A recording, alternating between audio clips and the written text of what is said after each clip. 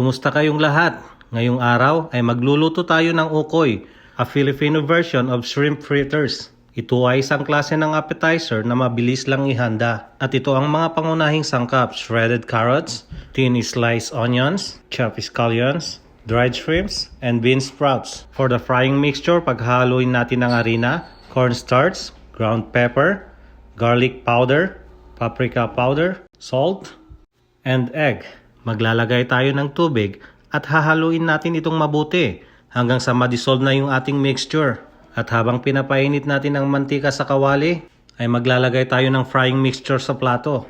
At ilalagay natin yung mga gulay sa ibabaw nito. Kasama na rin yung hipon. Maglagay ulit tayo ng mixture sa ibabaw, saka natin dahan-dahan i-slide sa kawali. At ipiprito natin ito hanggang sa maging golden brown ang kulay. And for the dipping sauce, vinegar with chopped onions, ay pwedeng-pwede na.